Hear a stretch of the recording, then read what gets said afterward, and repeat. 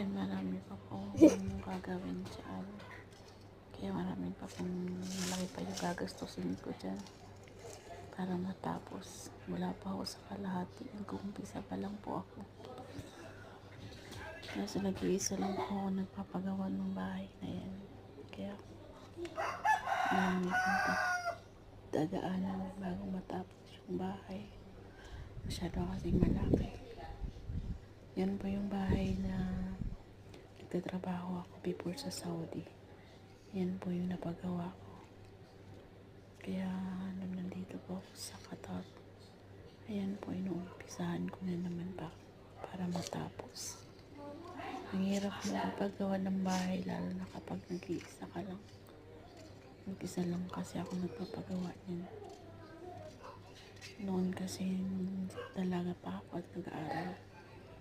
Sabi ko nung kala mama, kapag ako nakapag-abroad, unang-una pagagawan ko kayo ng bahay. Kaya yan po, kahit mahirap, tinitiis ko lang po para mapagawa ng bahay yung mga magulang ko kasi para makaalis na po sila doon sa kubo, sa barong-barong na bahay.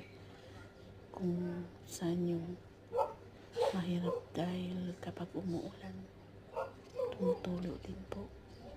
At tumarating sa point na nakikising sila. Dahil nga po,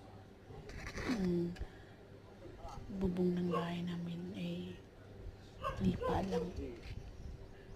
Kaya yan tinitis ko kahit mahirap.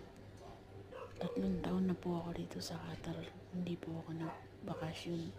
Kasi po, iniisip ko po, matapos po agad yung bahay para makalipat po sila. Pero, nakakapagod po kasi ako lang mag-isa. Pero, alam ko na hindi ako papabayaan ni Lord. Lagi siya nandyan sa akin nakagabay. Kaya yun, sipag lang at saka tiyaga para maabot lahat ng